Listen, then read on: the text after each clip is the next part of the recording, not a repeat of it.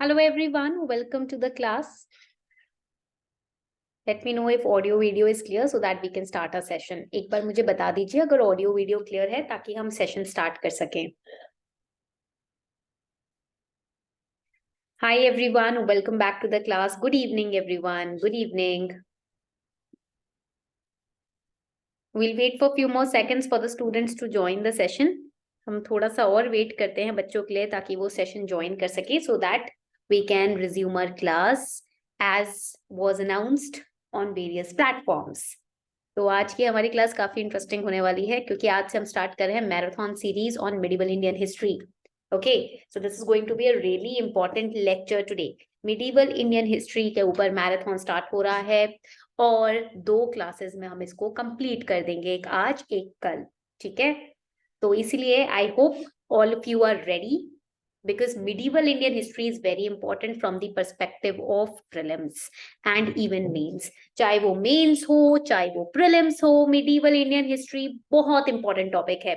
आप इसको ignore नहीं कर सकते at any cost because the type of questions they are asking, they are थोड़ा सा tricky. ओके, तो प्रीलिम्स और मेंस के लिए मिडिवल इंडियन हिस्ट्री काफी इंपॉर्टेंट है. 2017 से मिडिवल इंडियन हिस्ट्री से 10 नंबर का एक क्वेश्चन हर साल पूछा जा रहा है. अगर आप प्रीवियस ईयर क्वेश्चन पेपर को अच्छे बच्चों की तरह देख चुके हो तो आपको पता होगा कि मिडिवल इंडियन हिस्ट्री से हर साल मेंस में 10 नंबर का क्वेश्चन आता ही आता है और प्रीलिम्स में आपका 8 से 10 नंबर का क्वेश्चन प्रीलिम्स में दिया जाता है. तो काफी इंपॉर्टेंट टॉपिक है because in medieval Indian history art and culture is also included, so we can not skip it. इसको तो हम स्किप कर ही नहीं सकते किसी भी पर्सपेक्टिव से. Okay, so let's start our lecture. शुरू करते हैं आज का marathon session. I will give you a brief introduction of this session. Medieval Indian history we are starting within 2 classes. We are going to complete it. 2 classes में हम medieval Indian history को complete कर लेंगे. ठीक है, this is the part 1 of the marathon session that we have started today. Tomorrow at the same time we will have part 2 and your medieval Indian history will be complete. मतलब complete in the sense previous 5 years, जो last 5 years के question papers है plus NCERTs को ध्यान में रखते हुए हमने आपका कोर्स तैयार किया है मिडिवल इंडियन हिस्ट्री का. फ्री ऑफ कॉस्ट ये कोर्स है जो हम अनअकैडमी के प्लेटफॉर्म पे कंडक्ट करा रहे हैं. ठीक है, तो please do not forget to click on the नीचे जो आपको मैंने चैट सेक्शन में दिया हुआ है लिंक, उस पर भी क्लिक करके आप कल के सेशन के लिए एनरोल कर सकते हैं, वरना टेलीग्राम पे तो मैं आपको नोटिफिकेशन दे ही दूंगी. ठीक है, and another important point is कि medieval Indian history we are going to start from the background. तो background starts from Mauryan Empire. तो हम Mauryan Empire से start करेंगे. Mauryan and Gupta period are a part of the end time of ancient history. Ancient history जब खत्म होने वाली थी उसके end में ये 2 empires बहुत important है because these are the 2 empires, the Mauryan and the Gupta empire are the empires which laid down the foundation of medieval Indian history. That is why we are going to start with these 2 empires today. आज की class में हम ये 2 empires पढ़ेंगे. कल से हम कल की क्लास में मिडिवल इंडियन हिस्ट्री को कंक्लूड कर देंगे. ठीक है, तो I hope you are ready. मैंने आपको समझा दिया है कि क्या पर्सपेक्टिव रहेगा क्लास को लेने का. यहाँ तक पॉइंट क्लियर हो गया.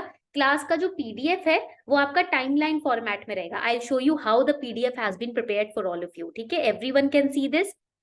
सब बच्चे ये स्लाइड देख पा रहे हैं. तो इस तरीके से ना टाइमलाइन फॉर्मेट में, so I have created the PDFs for all of you so that you will enjoy while revising. Revise करते वक्त भी आप एंजॉय करोगे मिडिवल इंडियन हिस्ट्री को. तो इस तरीके से ना मैंने टाइमलाइन फॉर्मेट में plus I have added MCQs which we are going to solve in the class. ठीक है, तो हम एमसीक्यूज भी सॉल्व करेंगे क्लास के अंदर. तो ये टाइमलाइन फॉर्मेट रहेगा हमारे लेक्चर का आज. ठीक है, आज हम बेसिक से स्टार्ट करेंगे. ठीक है, today we will start with only the basics. We are going to lay down the foundation. तो आज हम मॉडर्न एम्पायर एंड हमारे गुप्ता एम्पायर को पढ़ेंगे. We will solve 3 questions prelims related and 1 question mains related. तो I want all of you to be attentive in the class tonight. Okay, आज थोड़ा सा अटेंटिव रहना है क्लास में. शुरू करें. मैं देख सकती हूँ काफी बच्चों ने ज्वाइन कर लिया है सेशन. चलो शुरू करते हैं. Before we start this session, here is a small and quick announcement. आज आपको अनअकैडमी पर 20% का फ्लैट डिस्काउंट मिल रहा है. तो if you want to join my batch Sankalp revision batch on art and culture which is starting from 16th April, 16 अप्रैल से ये बैच भी स्टार्ट हो रहा है हमारा. 5 डेज का ये आर्ट एंड कल्चर का बैच रहेगा. ठीक है, 5 days art and culture batch. तो इस बैच में art and culture from ancient to medieval to modern history, ancient history, medieval history, modern history, complete art and culture I'll be covering in 5 to 6 days. ठीक है, and the link I have provided in the chat section. If you use my code arpita10, ये code है, अगर आप इसको use करते हैं तो फ्लैट 20% डिस्काउंट आपको मिलेगा. and the price of the batch is, you will be shocked to know, ₹199 only. 199 price है बैच का. 6 days का ये क्रैश कोर्स है. अगर आपने आर्ट एंड कल्चर कंप्लीट नहीं किया तब भी आप इस कोर्स में एनरोल कर सकते हो, because current affairs are also included in this course, including last 5 years PYQs. तो ये कोड यूज करके इस प्राइस पे भी 20% का आपको ऑफ मिल जाएगा डायरेक्टली. ठीक है, तो द बैच स्टार्टिंग 16 अप्रैल को ओरिएंटेशन क्लास है, 17 से बैच हमारा स्टार्ट है. If you, and this is only valid today. ठीक है, ये सिर्फ आज के लिए ही वैलिड है. तो ये जो फ्लैट डिस्काउंट है, तो इसलिए आप फटाफट से आज अपनी एनरोलमेंट कर सकते हैं. चैट सेक्शन में आपको लिंक मिल जाएगा. Another important point is, if you are preparing for 2023 और 2024, अगर आप इन 2 अटेम्प्ट्स के लिए तैयारी कर रहे हैं, then I would recommend you to get your hold on this book, Oswal books, 28 years के previous year question papers of GS paper 1 and CSAT 2011 से 22 तक के CSAT के question paper solved with awesome explanations, detailed explanation, subject wise, topic wise, timeline wise they have provided. तो इस book को अगर आप 2024 की तैयारी कर रहे हैं तो 4 बार तो रिवाइज करना ही करना है. 2023 में एग्जाम देने वाले हो, कम से कम वंस इस बुक को करके ही जाना. इससे आपकी प्रीलिम्स की प्रिपरेशन स्ट्रांग हो जाएगी. ठीक है, तो आई have given the links in the description box. मैंने लिंक्स दिए हैं, टेलीग्राम चैनल पे भी लिंक्स है, you can click on it and get your hold on this book. Let's get started. I hope आप लोग सब रेडी हैं, बच्चों ने ज्वाइन भी कर लिया है. तो without wasting any time, so I told you in the starting of the class कि you know we are going to lay down the foundation in today's class. 2 classes में हम अपना medieval Indian history को complete करेंगे. Today is class 1. Tomorrow at the same time 8 PM there will be class 2. ठीक है. Now in today's class we'll start from Mauryan Empire. ठीक है, हम मॉडर्न एम्पायर से स्टार्ट करेंगे. We'll study Jainism and Buddhism also, because art and culture का aspect इसमें आता है. आप सबको पता है ना, all of you know that art and culture is included in ancient, medieval and modern history. You can not remove art and culture from it, because whatever kingdoms, dynasties, empires you study, they have expanded art and culture. जिस राजा को पढ़ो, Ashoka, right? When you study Ashoka the Great, he has created so many monasteries, stupas, Ashoka pillar, the very famous pillar, है ना? So art and culture is sticked and glued to these empires and dynasties. That is why we are going to cover, and plus religion and philosophy is also included in it, because King Bimbisara, he endorsed both Buddhism and Jainism. तो इसलिए हम art and culture भी साथ साथ पढ़ेंगे. आप लोग ready हो? I would request you all to make note simultaneously in the class में साइमल्टेनियसली नोट्स बनाते जाइए. And PDF of this lecture will be uploaded on my Telegram channel. Arpita Sharma classes Telegram channel का नाम है, वहां मैं क्लास का PDF अपलोड कर दूंगी. ठीक है. Now also I will give you the link. मैं आपको चैट सेक्शन में लिंक दे देती हूँ. ठीक है, ताकि आप उस पर क्लिक करके टेलीग्राम चैनल पर इनरोल कर ले. ठीक है, ये आपका लिंक हो गया. Now when we talk about 500 BCE, ancient history नीचे आने लगा था. एंशिएंट हिस्ट्री का timeline was coming down. Now from 500 BCE we see the start of Sangam period in south India, and in the northern portion of India we see the spread of Jainism and Buddhism. And with the spread of Jainism and Buddhism, we also see the Shraman tradition. On Shraman tradition, questions have been repeatedly asked in prelims. That is why I was telling you कि ये जो किताब है ना, ये किताब आपके पास होनी बहुत जरूरी है प्रीलिम्स की, अगर आप तैयारी कर रहे हैं. बिकॉज ये श्रामण ट्रेडिशन बार बार रिपीट हुआ है, ये आपको इस किताब से आइडिया लग जाएगा. वैसे तो आपको सारे क्वेश्चन पेपर डाउनलोड करने पड़ेंगे, देखना पड़ेगा कौन से टॉपिक्स रिपीटेड हैं. इस बुक में बताया गया है which topics are repeated. Okay, so Shaman tradition has been repeatedly asked, and this is one of the most important topic when it comes to medieval Indian history and ancient history. What exactly is Shaman tradition? Let us first study that. ठीक है, so we see 500 BCE when Jainism and Buddhism were rising, Shaman tradition was also coming up. So I'll give you a very brief introduction of these religion and philosophy, ancient history का. In ancient history we see the period of Vedic civilization, that too after Indus Valley civilization ended. जब Indus valley civilisation and होता है तो हम देखते हैं वैदिक civilisation निकल कर आता है. Vedic civilisation, the name itself tells you, it is related to Vedas. ये वेद से रिलेटेड है. And there are total how many Vedas? Let me know. जल्दी से बताएं कितने वेदास होते हैं टोटल, फटाफट से बताओ. श्रेष्ठ, वेरी गुड.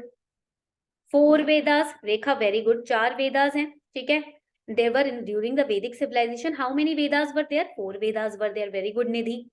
तो यहाँ पर 4 वेदास में initially there were 3, fourth one was added later on. तो यहाँ पर 4 वेदास में आपके कौन कौन से वेदा है? The earliest Veda is known as Rig Veda. Question on Rig Veda was asked once since 2015 और 2014 में पूछा गया था. Rig Veda is the earliest Veda. Then we have which Veda? Sama Veda. उसके बाद हमारे पास आ जाता है Sama Veda. Then we have the Yajurveda. उसके बाद हमारे पास आता है Yajurveda. And then the newest Veda which was added is the Atharva Veda. However, it was in existence. ये पहले existence में था, but ये initially add नहीं हुआ था Vedas की list में. Later on it was added because Atharva Veda has some list of mystical chants, mystical mantras through which you can heal incurable diseases. कुछ ऐसी disease हैं जिनको उन mystical mantras को की साधना करके तपस्या करके heal किया जा सकता है. ठीक है, कुछ ऐसे herbs हैं, ठीक है, कुछ ऐसे प्लांट्स हैं, रूट्स हैं जिनके बारे में अथर्व वेदा में मेंशन किया गया है, so that you can use those herbs and plants and roots to make medicines. All these kind of things related to medicines are in Atharva Veda. ठीक है, Yajurveda talks about the tapasya. Yajurveda is further divided into the Krishna Yajurveda. ठीक है, not black magic पूजा, वो गलत बात बोल रहे हो. ठीक है, ब्लैक मैजिक हमारे वेदास में ब्लैक मैजिक का मेंशन नहीं है. ठीक है, एक होता है occult practices which is not a part of black magic. Occult practices का मतलब होता है कि तांत्रिक काइंड ऑफ विद्या यूज करके फास्ट रिजल्ट्स लेकर आना. ठीक है, पॉइंट क्लियर हो गया. अगर आप उसको अब उसका पर्पस कुछ भी हो सकता है, तो इसलिए हम इंसान उसको ब्लैक, काला जादू और सफेद जादू बोल देते हैं. ठीक है, यहाँ तक पॉइंट क्लियर हो गया. तो यहाँ पर कृष्ण यजुर्वेदा हो जाता है और एक वाइट यजुर्वेदा भी हो जाता है, जिसके अंदर जो कृष्ण यजुर्वेदा है ऑफन इट इज मिस्टेकन कि it is related to black magic, but it is not. Tantrism doesn't is not equivalent to black magic. Black magic क्यों बोलते हैं? White is known as black when your intention is wrong. जब आपका intention गलत होता है ना कि मैं ये साधना करूंगा ताकि मैं इसको ये कर दूं, उसका वो कर दूं, तो आपकी इंटेंशन उस मंत्र को काला जादू बना देते हैं. बट ऐसा कुछ वेदों में मेंशन नहीं है. ठीक है, पूजा क्लियर हो गया. नाउ साम वेदा इज ऑल अबाउट म्यूजिक. ये राग सुर जो आपको मिले हैं, ताल, ठीक है, ये सब आपको साम वेदा से मिला है. Rig Veda basically mentions the societal way of living. ठीक है, गायत्री मंत्र इसमें है, नॉलेज रिलेटेड चीजें, जो 4 आपके नेसेसिटीज होते हैं ना लाइफ के, धर्म, अर्थ, ठीक है, तो ये सब कुछ आपके ऋग्वेदा में होते हैं कि how to be a good person in the society, then how to do your sadhana और tapasya. Sadhana means not doing some prayoga और experimentation. It means doing tapas to gain moksha and enlightenment. तपस्या करना इनलाइटनमेंट के लिए. ठीक है, आपका धर्म से रिलेटेड, आप कैसे अपने धर्म को फॉलो कर सकते हो. ठीक है, एंड आपका अथर्ववेदा तो मेडिसिन से रिलेटेड है. Yajurveda basically include some kind of tantric practices also, so that you can fasten up the process of enlightenment. आपको मोक्ष पाना है, आप कितनी जल्दी मोक्ष पा सकते हैं, वो यजुर्वेदा में मंत्रों के द्वारा आपको बताया गया है. And in all these Vedas the mantras which are given, it is not कि आप एक दिन वो मंत्र चांट करो, एक हफ्ते करो, एक महीना करो और आप सिद्धि मिल जाएगी या आप मोक्ष मिल जाएगा. नहीं, सालों लग जाते हैं. ठीक है, पॉइंट क्लियर हो गया. But in Kalyuga everyone wants quick results. कलयुग में क्या होता है कि भाई हमको तो चाहिए क्विक रिजल्ट्स. ठीक है, तो हमें क्विक रिजल्ट्स चाहिए, उसके लिए हमें जल्दी जल्दी चीजें चाहिए, फास्ट. ठीक है, तो उसके लिए यूट्यूब पे जाते हैं लोग, तो वो नहीं काम करता. ठीक है, तो दैट इज अबाउट वेदास. ये तो वेदों की बात हो गई. Now there were some people who were not, after Vedic civilization ended, people were not you can say accepting, ठीक है, the rituals, the siddhis and the mantras which were written in the Vedas. They used to say कि Vedas are much more ritualistic. We have to perform so many rituals. They did not understand the meaning behind these rituals. And the language in the Vedas is Sanskrit. And not everyone knew Sanskrit, right? इसमें language Sanskrit थी. The Brahmins knew Sanskrit, so at one point of time even the Brahmins became corrupt and they used to mislead the people. जो normal common जनता थी, ignorant लोग थे, उनको क्या किया करते थे, ब्राह्मण ज्यादा पैसा दक्षिणा लेने के चक्कर में उनको पागल बनाया करते थे. संस्कृत पढ़ी नहीं जाती थी लोगों से, ब्राह्मण पढ़ सकते थे. तो now people started coming out of this Vedic civilization, people started coming out of this ritualistic practices, and that is when we see the rise of Jainism and Buddhism, because Jainism and Buddhism basically they are not inclined towards ritualism. ठीक है, Jainism और Buddhism basically are related to connecting with your soul, आपकी soul से, nature से connect होना, that is more in Jainism and Buddhism rather than doing ritualistic practices. And that is why people were more, you can say Jainism and Buddhism was more appealing, where people wanted logic and rationale behind things. लोगों को चाहिए था चीजों के पीछे का logic समझ आए. जैनिज्म बुद्धिज्म में लॉजिकल प्रैक्टिसेस थी, तो इसलिए लोगों को ज्यादा से ज्यादा इन रिलीजन्स के पीछे जाने का मन हुआ. ठीक है, and we see Bindusara, he also was very acceptable towards Jainism and Buddhism, है ना. तो इसीलिए जैनिज्म बुद्धिज्म एकदम पीक पर आ गया था. यहाँ तक पॉइंट सबको क्लियर हो गया है तो प्लीज मुझे बता दीजिए. Then we'll start studying the Buddhism, तब हम बुद्धिज्म स्टार्ट करेंगे अपना. यहाँ तक पॉइंट्स क्लियर हो गए सभी को? Okay, now we are going to start with Buddhism, and I want all of you to make notes simultaneously because Buddhism is UPSC's favorite topic. Jainism and Buddhism ये दोनों UPSC के ना favorite topics हैं. ठीक है. Now over 2600, roughly 2600 years ago, Buddhism started in India. Okay, and it started as, write it down, it started as a way of life that had the potential of transforming a person. That is why people were more inclined towards these two religions. इसीलिए लोग इन दो religions के पीछे ज्यादा जाने लगे, क्योंकि इससे लोगों की जीवन माइंडसेट, जब आपका माइंडसेट ट्रांसफॉर्म हो जाता है ना, तो आप एट पीस होते हो. और जब तक ये माइंड आपको खाने को हो रहा होता है तब तक शांति नहीं मिलती, चाहे आप कितने मंत्रों का जाप कर लो, साधना कर लो. And that was happening because after Vedic civilisation people were becoming more and more materialistic. ज्यादा से ज्यादा लोग मटीरियलिस्टिक हो रहे थे. अब जितना ज्यादा मटीरियलिज्म होता है उतनी अशांति होती है, सब मानेंगे इस बात को. Everybody would accept this. The more we are after money, position, possession, right, status, the more we are disturbed over here, उतना ही ज्यादा यहाँ disturbed होते हैं, है ना. And Buddhism and Jainism were a way at that time, they were, and today also they are the way towards which we can let these materialism sink down and we can rise above these materialisms. क्योंकि बुद्धा यही बोलते थे, यही आपको आभास कराने की कोशिश करते थे कि हम इस नेचर का पार्ट है, एक दिन हम इसी के अंदर चले जाने हैं, मिल जाने हैं, है ना. तो फिर इस पोसेशन का, मटीरियलिज्म का फायदा क्या? तो अभी में रहकर काम करो, है ना. बुद्धिज्म अपने टीचिंग्स के थ्रू ये समझाते थे. And he used to speak out of his own experience. He was a king, he was born into a kingdom, Siddhartha Gautam. He left everything and then he attained the peace of mind over here and he used to smile in every situation. चाहे वो उनकी तबीयत खराब हो फिर भी वो smile करते रहते थे. and people were the kings, बड़े बड़े जो राजा बिजनेसमैन होते थे वो शौक में हो जाते थे कि he is living in a hut without any luxury and still he is smiling, and we are living with all luxuries and still we do not have the peace of mind. That is why people started following him. Okay, and ये जो founder है Buddhism के वो कौन है? Right it down. Who is the founder? Siddharth Gautam. Siddharth Gautam. तो NDTV imagine पढ़ना, एक सीरियल शुरू हुआ था गौतम बुद्धा के ऊपर. ठीक है, और बहुत ही मजेदार सीरियल था. मतलब उस सीरियल को देखने के बाद ना क्या हुआ था कि लॉकडाउन के टाइम पे काफी पीस ऑफ माइंड मिला था. मतलब हर दिन उस सीरियल से इतना एडिक्शन हो गया था कि it was like it changed my life all together. Okay, and it is said he was born in the Shakya clan. तो ये किंगडम में पैदा हुए थे. ठीक है, लुम्बिनी में, which is situated near Nepal border. ठीक है, कपिलावस्तु में पैदा हुए थे. And at the age of 29 की एज, मतलब इतना राइप एज होता है when prince they are exploring the material world, and he left his kingdom. इन्होंने अपना किंगडम छोड़ दिया and he embraced the lifestyle of asceticism, that is extreme self discipline.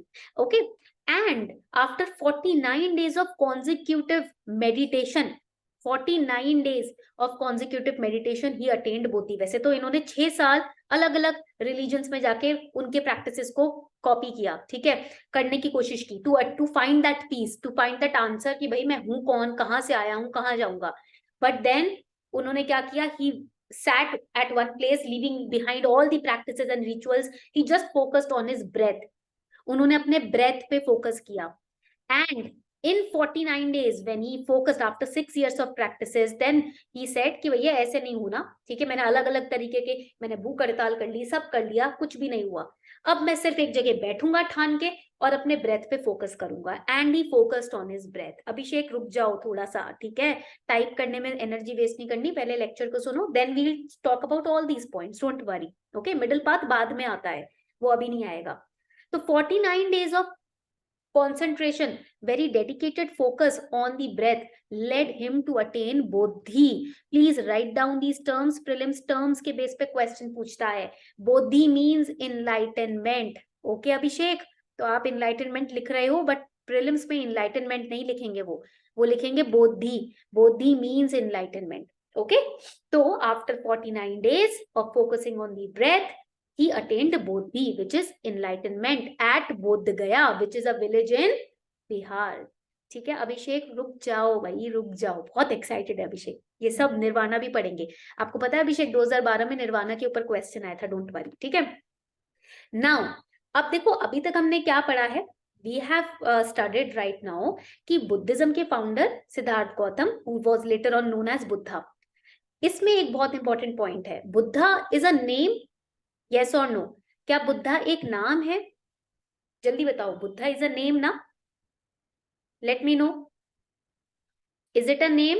No, it is not a name, it is a title. Very good, ये एक title है जो कि उस इंसान को दिया जाता है जिसको बुद्धि मिल गई होती है. So Buddha, this question came in prelims once, that is why I'm asking. It is a title which is given to a person who has attained bodhi, that is enlightenment. In 2012 or I guess in 2016 also, a question was asked on the word nirvana. ठीक है, what is nirvana? कौन बताएगा निर्वाण का मतलब क्या होता है, जल्दी से बताओ. Let me know what is nirvana. Some people will say it is enlightenment, some people will say it is moksha, but it is not enlightenment and it is not moksha, it is not even death. श्रेष्ठ, ठीक है, निर्वाण मतलब death थोड़ी होता है, enlightenment भी नहीं होता. अब मैं आपको बताती हूँ निर्वाण आखिरकार होता क्या है, और इसमें गलती हमारी नहीं है. प्रॉब्लम यह है कि कभी कभी संस्कृत वर्ड्स, हिंदी वर्ड्स कुछ ऐसे होते हैं जिनका मीनिंग कुछ और होता है, ठीक है, पर हम समझ नहीं पाते मीनिंग, तो हम उसको अलग अलग टर्म्स दे देते हैं. ठीक है, no it is not sacrificing material world, nirvana means ending cycle of birth and death. No Shreshth, ठीक है, ये भी नहीं है. When we attain gyan, no Abhishek, वो भी नहीं है. ठीक है, निर्वाण मतलब क्या होता है? It is write it down. No it is not similar to get out from world, ये भी नहीं होता. देखो मैं बताती हूँ क्या होता है. एक्सटिंग्विशिंग, आकाश ये भी नहीं होता. द फायर ऑफ डिजायर्स, इसका करेक्ट इंटरप्रिटेशन है extinguishing fire of desires. When you are in your body, ठीक है, तो डेथ नहीं है. ठीक है, आप अपने बॉडी में रहकर जब अपनी अग्नि, जो डिजायर्स की अग्नि है ना, उसको बुझा देते हो, दैट इज निर्वाण. उसको हम निर्वाण बोलते हैं. और वो ऐसा नहीं होता कि एक दिन में आपको मिल जाएगा, क्योंकि आपके अंदर खाने की भूख तो रहेगी, राइट, भूख तो लगेगी, नए नए कपड़े पहनने का मन तो करेगा, है ना, कुछ ना कुछ छोटी से छोटी इच्छा तो रहेगी कि ऐसे नहीं वैसे बैठना है.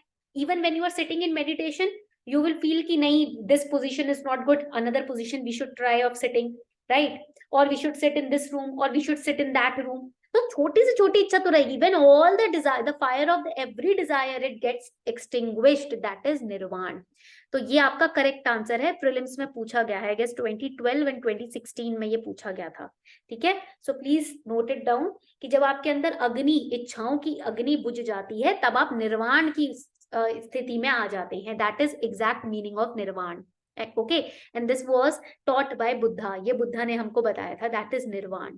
ही was in his body when he attained nirvana, and through nirvana you will attain bodhi, enlightenment. Nirvana is not enlightenment. Enlightenment means when you see there are so many knowledge points in your brain. आपके दिमाग में ज्ञान का भंडार है, आपको इसके बारे में भी पता है, उसके बारे में पता है, पर जब निर्वाण के बारे में आपको एग्जैक्टली एक्सपीरियंस करके पता चल जाए, उसके ऊपर एक लाइट आ जाए, एक्सपीरियंस का लाइट, अनुभव का लाइट, और उस ज्ञान के बारे में आपको उस ज्ञान की जानकारी हो जाए, उसको इनलाइटनमेंट बोलते हैं. इनलाइटन करना, जब अनुभव से आपको निर्वाण समझ आ जाए, अभी आपको अनुभव नहीं है निर्वाण का, आपको डेफिनेशन पता है, we all know the definition but we do not have the experience of nirvana right now, right? But once we will experience nirvana, चाहे इस जन्म में या अगले जन्म में या किसी भी जन्म में, अगर हमको निर्वाण का अनुभव हो जाएगा ना, that will be the time when you will attain enlightenment. ठीक है, पॉइंट क्लियर हो गया? So all the saints in our past, we say that he is an enlightened saint, although saints they experienced nirvana, that is why we call them an enlightened being. okay, तो यहां तक मुझे लगता है concept अब इतना clear हो गया कि गलती कभी होगी ही नहीं इस टॉपिक पे, है ना? चलो आगे बढ़ते हैं। Now let us understand the tenets of Buddhism. Tenets का मतलब क्या होता है? प्रिंसिपल्स। किन प्रिंसिपल पे बुद्धिज्म को स्टैब्लिश किया गया? What are the principles of establishing Buddhism? So Buddha had followers, Buddha के पास अपने फॉलोअर्स थे। He write it down, asked his followers, he asked his followers to avoid the two extremes of indulgence, दो extremes थे indulgence के। What is indulgence? जब आप किसी चीज में बहुत ज्यादा घुसे हुए हो, फॉर एग्जांपल आइसक्रीम खाने का बहुत शौकीन है, रोज आइसक्रीम खाते हो, स्मोक करने का, you are indulging into smoking, you are indulging into eating, you are indulging into sleep, सोने का बहुत मन करता है, you are indulging in something. ठीक है, जब आप उसमें घुसे हुए जरूरत से ज्यादा, वो एक्सट्रीम हो जाता है। ठीक है, so he asked his followers to avoid two extremes of indulgence, that is first हो जाएगा and indulgence in worldly pleasures. ठीक है, तो फर्स्ट हो जाएगा इंडल्जेंस इन वर्ल्डली प्लेजर्स। जब आप दुनियादारी में बहुत ज्यादा घुस जाते हो ना, पार्टी करना या लोगों से बातें गॉसिप करना, बाहर खूब घूमने जाना, खूब खाना बाहर की चीजें, ठीक है, ये सब इंडल्जेंस होता है वर्ल्डली प्लेजर में। खूब मूवीज देखना, बिंज वॉचिंग करना, वो भी इंडल्जेंस होता है। ठीक है, एंड सेकंड हो जाता है the practice of, write it down, the practice of strict abstinence. He asked his followers to avoid these two things, कि आप स्ट्रिक्टली अपने आप को डिसिप्लिन में भी रख रहे हो, वो भी मत करो, बिकॉज एक दिन वो डिसिप्लिन भी टूटेगा। जब हम क्या करते हैं, एक हफ्ते एक महीने जरूरत से ज्यादा अपने आप को हर जगह बंद करके बिल्कुल एक ही चीज पे फोकस करूंगा और सब कुछ बंद कर दूंगा, ये भी करने लगते हैं ना, उससे भी इंसान डिप्रेशन में चला जाता है, उससे भी इंसान दुनिया से कट ऑफ हो जाता है। दुनिया से कट ऑफ भी नहीं करना, because that would also burst down one day, उससे भी वॉल्केनो फूटेगा दिमाग का कि भाई बहुत हो गया अकेले अकेले, अब आइसोलेशन फील हो रहा है। लॉकडाउन में मेंटल हेल्थ प्रॉब्लम्स काफी पीक पर थे, है ना? लॉकडाउन में बर्नआउट, यस बर्नआउट हो जाता है, mental health problem, why? Because everybody was isolated, सब लोग अपने अपने घरों में बंद थे, तो लोग घबरा गए थे, राइट? एंड वर्ल्डली प्लेजर्स में मतलब ही यूज्ड टू से ये दो एक्सट्रीम्स होते हैं, एक तो या तो पूरा ही दुनिया को दे देना खुद को, एक बिल्कुल दुनिया से कट ऑफ कर लेना, ये नहीं करना। These two things you don't have to do. So what you have to do, you have to go to the middle path.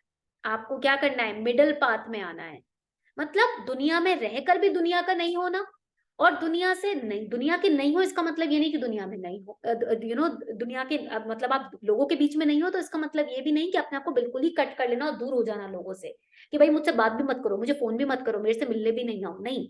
सब कुछ मॉडरेशन में करना, एक बैलेंस अप्रोच लेकर चलना। So he used to call it the madhyam marg. वो क्या बोलते थे इसको? मध्यम मार्ग बोलते थे, और middle path which has to be followed.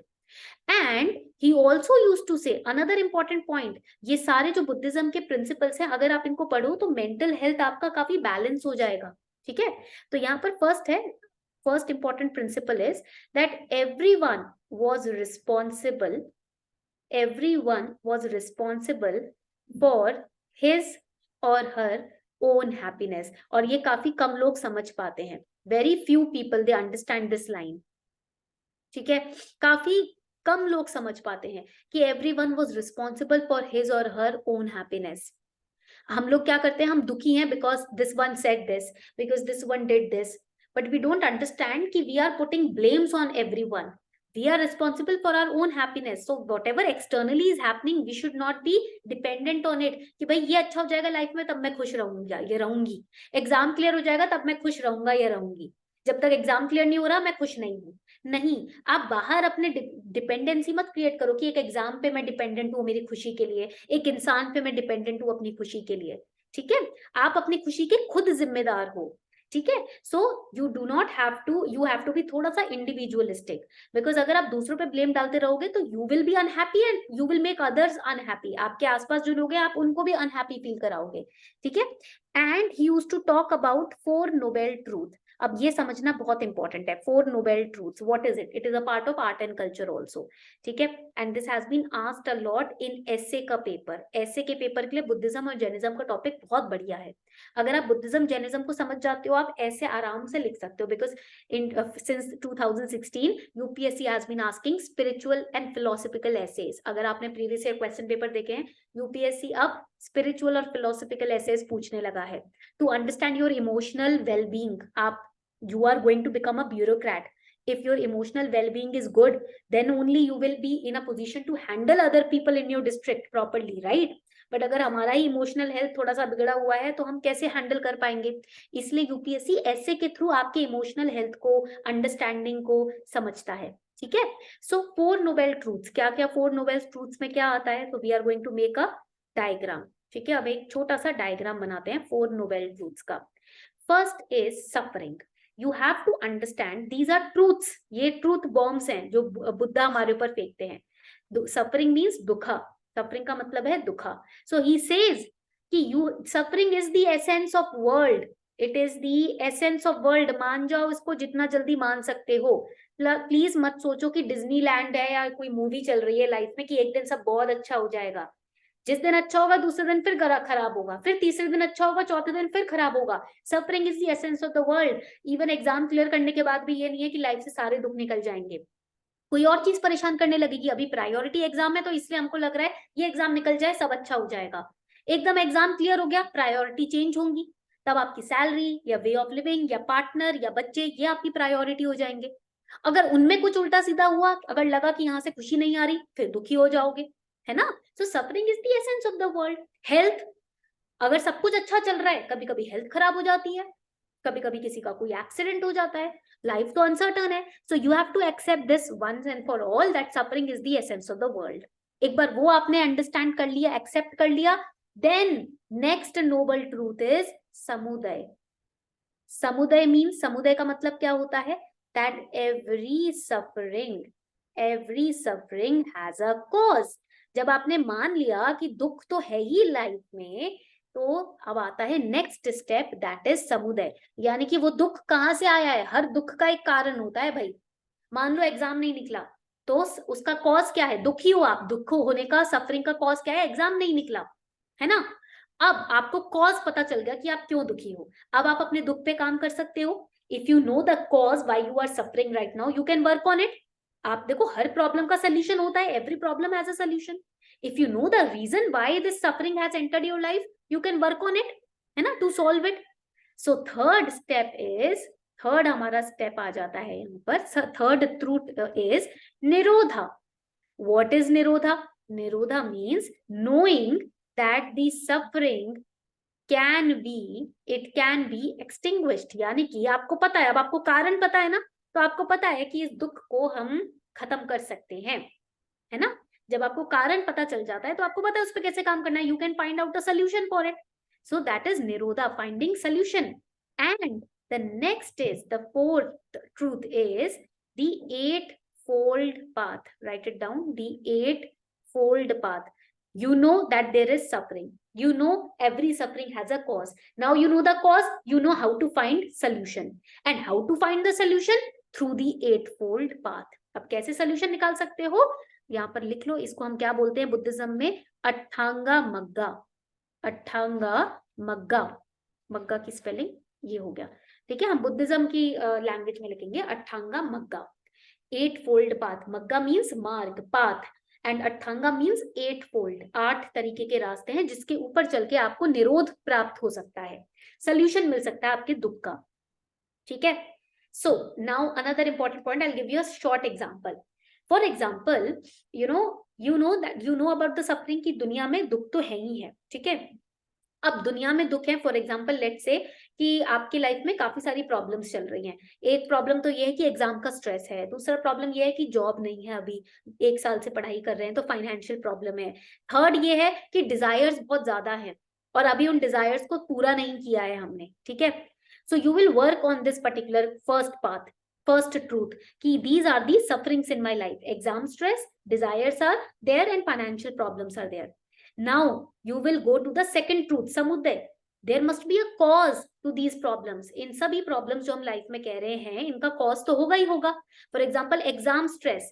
तो why there is exam stress? Because revision proper नहीं हो रहा है. मे बी सिलेबस टाइम पे खत्म नहीं हुआ, मे बी अभी PYQs नहीं देखे हैं तो डर लग रहा है, अनसर्टेनिटी लग रही है. एक बार PYQs चेक कर लेंगे तो अनसर्टेनिटी खत्म हो जाएगी, एक आइडिया मिल जाएगा यहाँ से क्वेश्चंस आते हैं, है ना. तो आपको कॉज पता चल गया, कॉज है लैक ऑफ रिविजन और syllabus completion is not there और PYQs हमने नहीं देखे. So you will go to the third step, nirodha. That means you will know कि this suffering can be extinguished. इसको तो मैं खत्म कर सकता हूँ. कैसे? सिलेबस कंप्लीट करके, रिवीजन करके, और अगर हमने ये दोनों चीजें नहीं की है तो PYQs को स्ट्रॉन्ग बनाकर. PYQs भी प्रैक्टिस कर ले अगर 5 साल के पिछले, तो भी आपकी प्रीलिम्स की तैयारी स्ट्रॉन्ग हो जाती है. चांसेस आपके 60% हाई हो जाते हैं प्री निकालने के, है ना.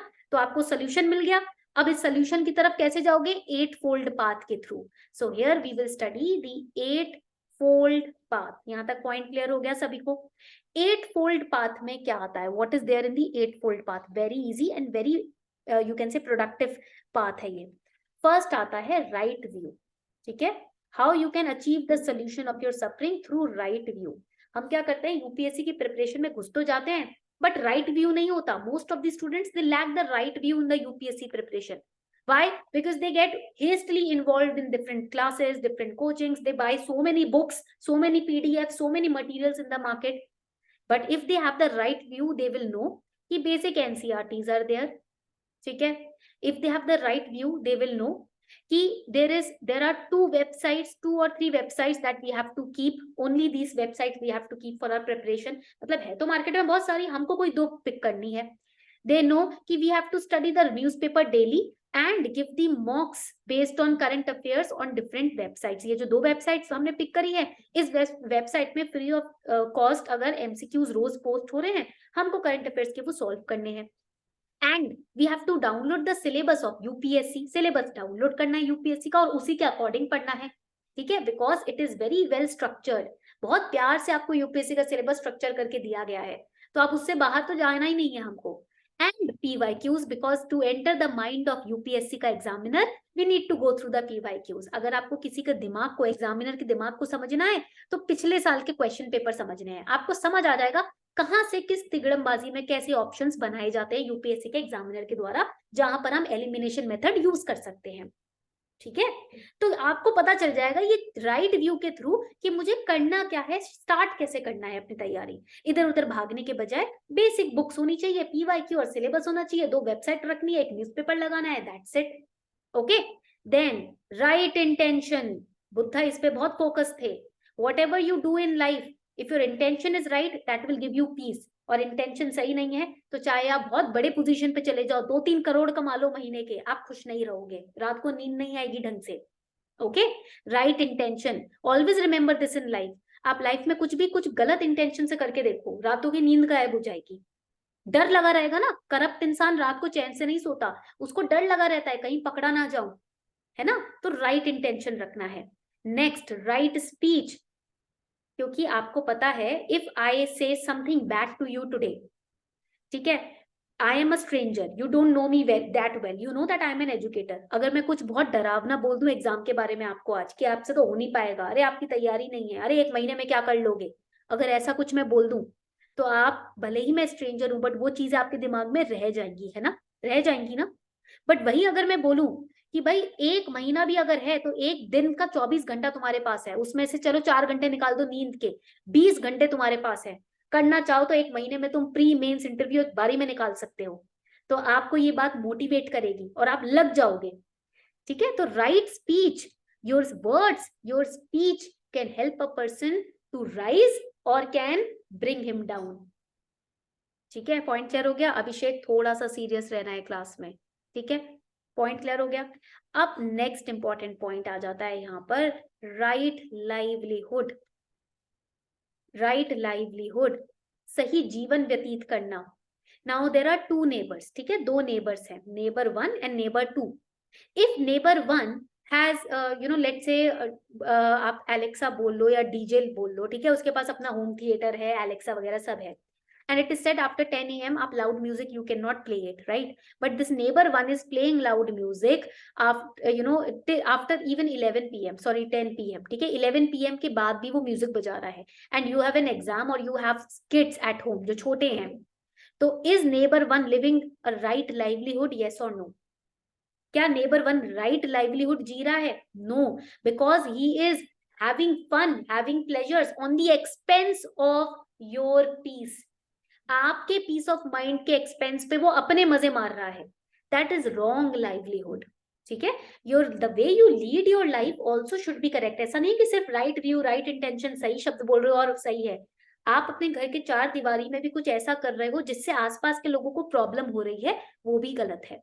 तो राइट लाइवलीहुड आपको जीना है। Yes, noise pollution. And then the next is, write it down, right mindfulness. देखो ये बहुत इंपॉर्टेंट है, this is very important, right mindfulness.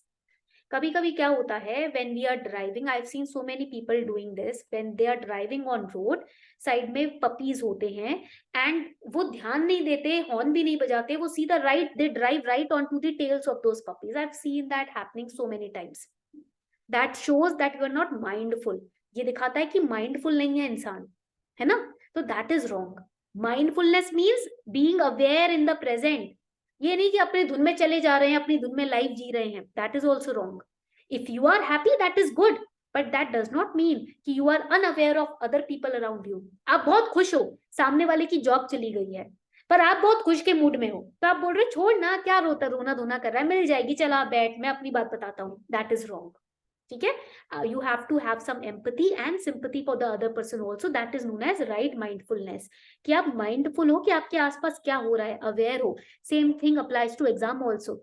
There are so many students who tell me after prelims कि ma'am there were 4 circles which were given and we marked option A, गलत तरीके से हमने गलत मार्क कर दिया, and then we marked option C also. That is lack of mindfulness because that answer would be wronged.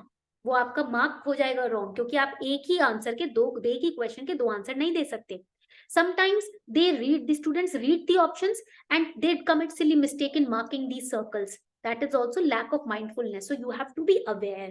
Okay.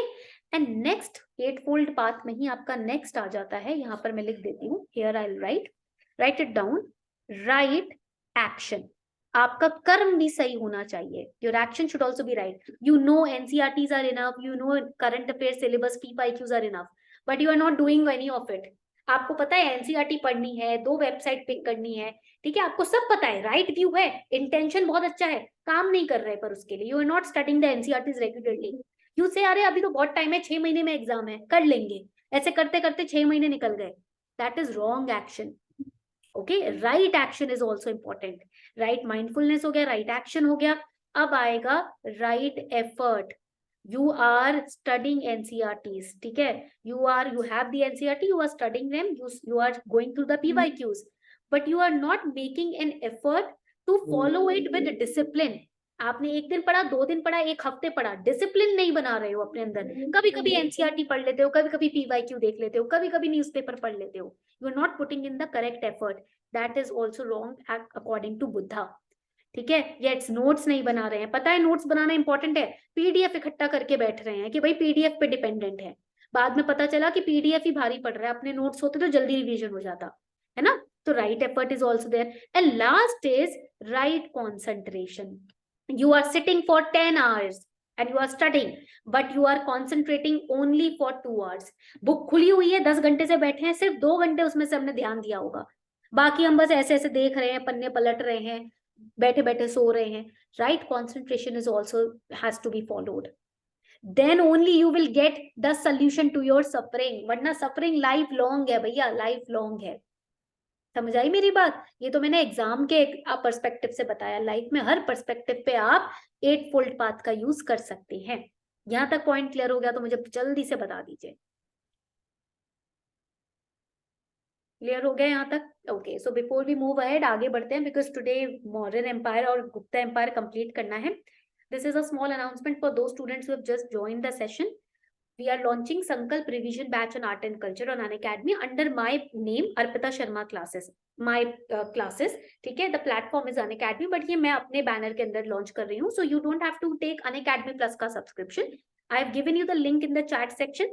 आप उस पे क्लिक करेंगे and it is just for ₹199, जिसपे आज सिर्फ आज के लिए आपको 20% डिस्काउंट मिल रहा है यूजिंग माई कोड अर्पिता10. ठीक है, तो इस 199 ये 6 डेज का बैच होगा आपका और 17 अप्रैल से स्टार्ट है.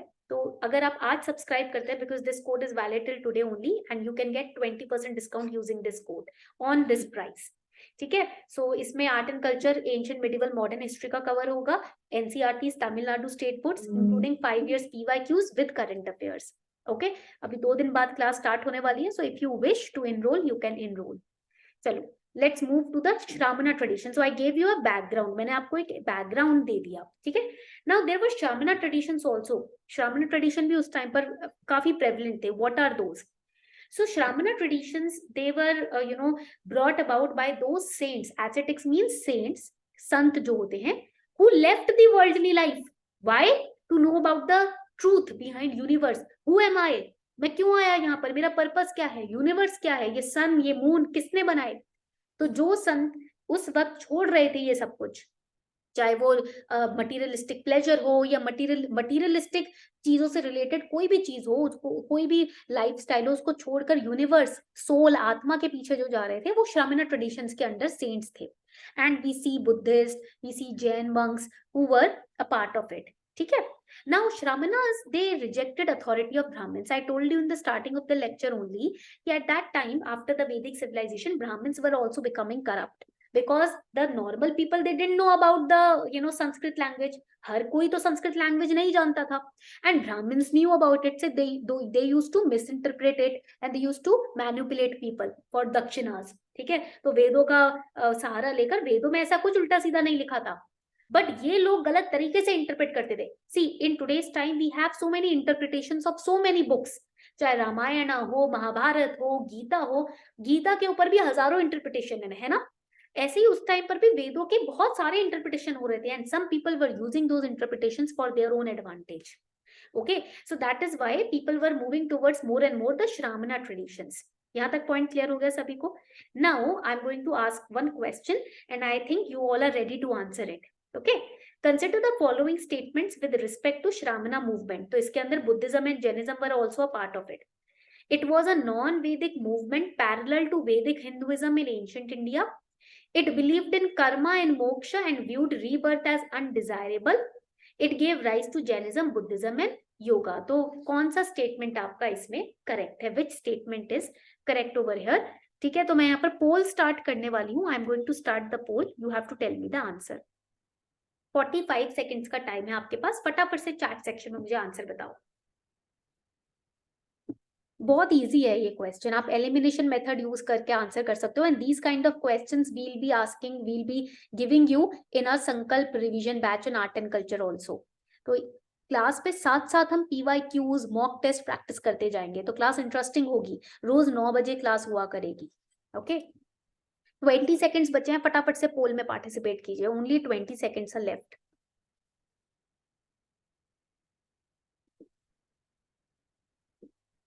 Nine seconds are left. All right, 5 seconds are left. Chalo, let's have a look at the correct answer. Hardeep, Madhav, Pogo, Anu Kumar, Shegali, Praveen, Manoj, Tanya, Divya, UNB. Very, very good. चलो, correct answer is C. ठीक है, तो correct answer यहाँ पर हो गया C. So all the above are correct. देखो, हमने पढ़ा कि obviously it was not a part of Vedic civilisation because it opposed. हमने यहाँ पर जस्ट यहाँ पर पढ़ा था हमने कि इसने अपोज किया था authority of Brahmins. Okay, so first statement is correct. When first is correct you can eliminate. ये 2 ऑप्शंस एलिमिनेट कर सकते हो. सेकंड ऑप्शन अगर आपको नहीं पता, थर्ड पे चलते हैं. It give rise to Jainism, Buddhism. Yes, third is correct. तो आप डी को एलिमिनेट कर सकते हो. ठीक है, और अगर थर्ड डी एलिमिनेट हो गया तो सी द करेक्ट आंसर. श्रेष्ठ, ध्यान नहीं दे रहे हो क्लास में बिल्कुल भी. श्रामणास अभी हमने पढ़ा था, rejected the authority of Brahmins and opposed ritualistic orthodox ideas of brahmanas and brahmins वैदिक सिविलाइजेशन का पार्ट थे, वेदास पे फोकस करते थे। समझे बात? श्रमणा ट्रेडिशन जो था कि it was a non Vedic movement. Non वैदिक का मतलब क्या होता है? बहुत इजी बात है ये तो। नॉन वैदिक का मतलब क्या है कि वैदिक सिविलाइजेशन में वैदिक मूवमेंट चल रहा था, ठीक है, और ये वैदिक मूवमेंट को अपोज करता था, ये वेदास के रिचुअलिस्टिक फॉलोइंग को अपोज करता था। तो इट वाज अ नॉन वैदिक, वैदिक का उल्टा, नॉन वैदिक। समझे? वैदिक सिविलाइजेशन में वैदिक मूवमेंट चल रहा था, वेदास पे लोग फोकस करते थे, बट श्रमणा ट्रेडिशन उससे ओपोजिंग था, अलग था। बिकॉज बुद्धिज्म और जैनिज्म में वेदास को नहीं फॉलो किया गया, वेदास के रिचुअल्स को नहीं फॉलो किया गया, इसलिए ये नॉन वैदिक हो गया, पैरेलल टू वैदिक हिंदुइज्म, क्योंकि ये वैदिक सिविलाइजेशन में था, उसके साथ साथ चल रहा था। वैदिक सिविलाइजेशन, नीचे मैंने स्टार्टिंग में क्या बताया था, वैदिक सिविलाइजेशन का जब एंड हो रहा था, हम देखते हैं rise of Buddhism and Jainism.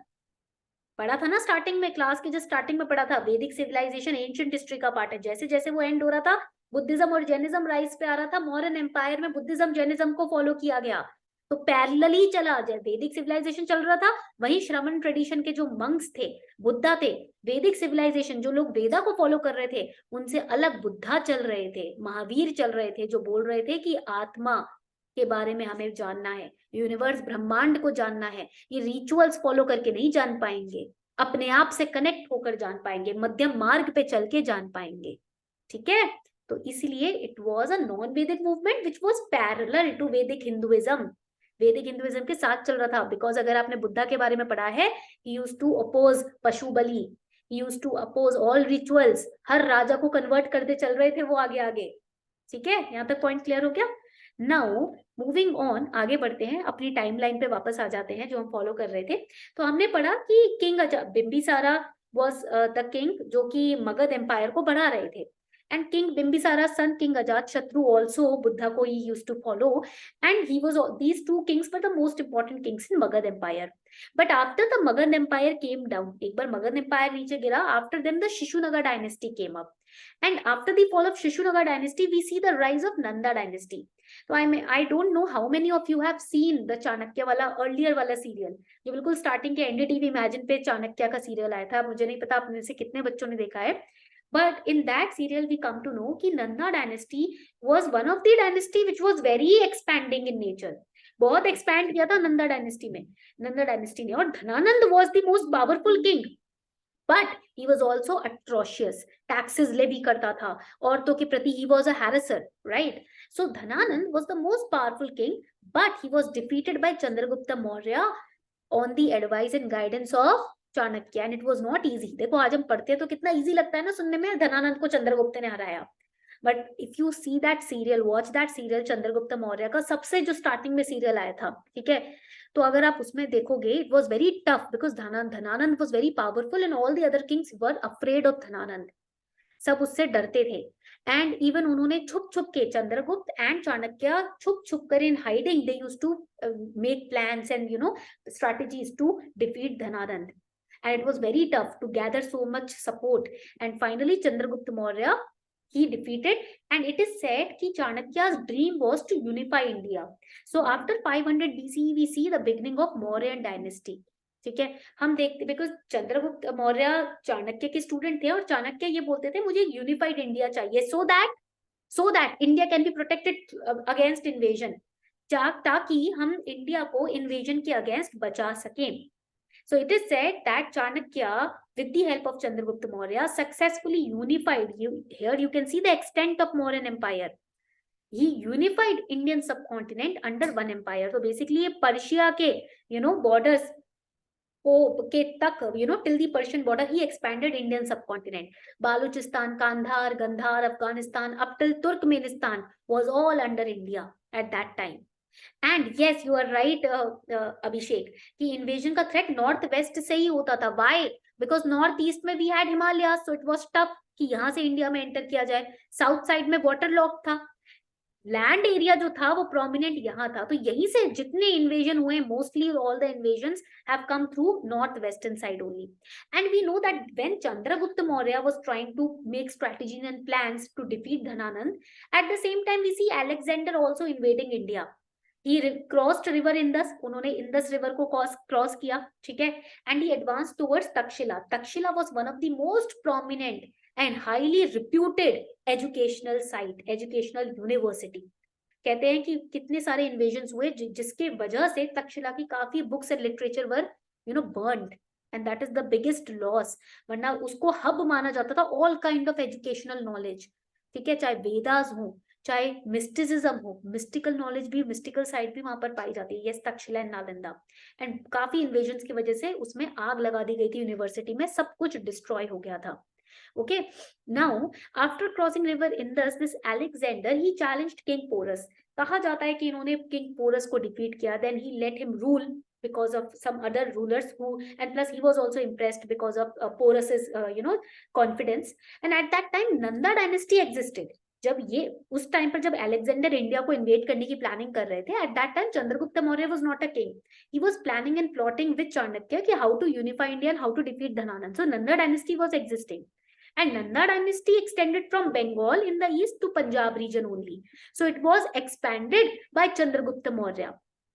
And after Alexander, it is said that Alexander's army was tired. Alexander mission पे निकला था कि भाई मैं सबको क्या करूंगा, सारे वर्ल्ड को जीत लूंगा, विश्व विजय पे निकला हूं मैं, ठीक है. बट आर्मी तो इंसानों की बनी है ना, इंसान थकता है.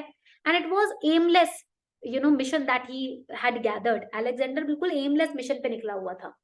And that is why his army got very tired. It is said that in Babylon, Alexander died. He took his last breath. Some kind of incurable disease, से ये stuck हो गए थे. Plus कितने curses और श्राप इनको लगे थे, ठीक है. So many killings he did, and finally he died. And after him, Seleucus Nicator, he was also a soldier, a kind of minister in the army of Alexander. He thought कि I am going to lead this dream, ठीक है, I am going to invade India.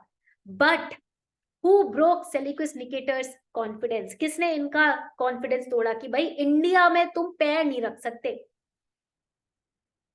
Yes, Chandragupta Maurya. Chandragupta Maurya by that time had defeated Dhananand, thankfully, gratefully, and he broke down Seleucus Nicator's confidence. He defeated him. He married his daughter so that Greeks would never think about invading India. इन्होंने अपनी political चालाकी से इनको पहले तो हराया, फिर इनकी बेटी से शादी कर ली और जमाई बन गए, ताकि मैट्रिमोनियल अलायंस, यस, ताकि ग्रीक्स अटैक करने का सोचे ही नहीं इंडिया के ऊपर. And after Chandragupta Maurya we see that Bindusar, his son, became the king. And then after Bindusar, कौन आता है? Ashoka. He is the star of modern empire because he is known as Ashoka the Great. ये बिंदुसार के बाद राजा बनते हैं. So we'll solve this question and then we'll move ahead. इस question को solve करके आगे बढ़ते हैं. Okay. Now the question is, according to Kautilya's Arthashastra, which of the following are correct? Kautilya is Chanakya. A person could be a slave as a result of judicial punishment. जितना आप चाणक्य को अभी तक जान पाए हो उस हिसाब से आपको आंसर करना है. If a female slave, this is a PYQ only. हम अपने बैचेस में PYQ डालते हैं, ठीक है. If a female slave bore her master a son, she was legally free. If a son born to a female slave was fathered by her master, the son was entitled to legal status of master son. अब इसमें से कौन सा statement correct है? अच्छे से पहले पढ़ लो, ठीक है, जल्दबाजी नहीं है, उसके बाद आप इसको आंसर करना. मैं 60 सेकेंड्स यानी कि 1 मिनट का पोल स्टार्ट कर रही हूँ. अच्छे से पढ़ लो क्वेश्चन को, कोई दिक्कत वाली बात नहीं है. You have 54 seconds to answer the question. 54 second का टाइम है आप लोगों के पास.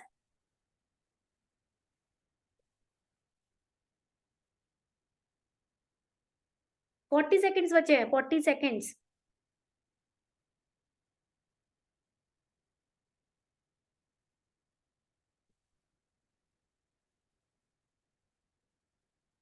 Thirty seconds are left. ध्यान से सोच समझ के आंसर करो. अगर नहीं आंसर बिल्कुल भी आइडिया है तो आप लीव भी कर सकते हो, जरूरी नहीं है कि आप आंसर ही करो. This is how you practise कि आप कैसे प्रीलिम्स में आंसर करोगे. If you are stuck in a question you don't do, you have no idea, then you can leave that question. Okay, क्योंकि नेगेटिव मार्किंग होती है, याद रखना. 6 seconds are left. Let's have a look at the leaderboard. देखते हैं कितने बच्चों ने आंसर सही मार्क किया. So here we have Manoj, Shegali, Hardeep. Very very good.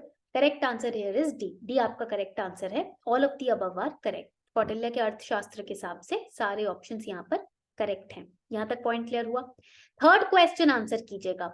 With reference to Indian history, consider the following pairs. Again PYQ है, तो आपको यहाँ पर historical person का नाम दिया हुआ है and what he is known as. Okay. Now इसमें से ना दो ऑप्शंस आप बहुत easily पता कर सकते हो. Now they are, since 2021 they have changed the way they ask question. Change कर दिया है तरीका क्वेश्चन पूछने का. How many pairs given above are correctly matched? अब आपसे ये नहीं पूछ रहे कौन सा ऑप्शन करेक्ट है, वो आपसे पूछ रहे हैं कौन से पेयर्स करेक्टली मैच्ड है. तो आपको यहाँ पर इंटेलिजेंट गेसिंग लगानी है. You have to use your intelligent guess. None of the pairs, only one pair, only two pairs, all three pairs. आप कॉमन सेंस अगर इसमें यूज थोड़ा सा करेंगे ना, इजीली आंसर निकाल देंगे, भले ही आपको बिल्कुल आंसर नहीं आता हो. ठीक है, तो मैं आपको यहाँ पर ऑप्शन स्टार्ट कर रही हूँ. ठीक है, जल्दी से मार्क करो, जल्दी से. 40 सेकेंड्स का टाइम है. एक आइडिया, मतलब आपको इस क्वेश्चन में ऐसे क्वेश्चंस पे रफ आइडिया लगाना है that you can make through intelligent गेसिंग.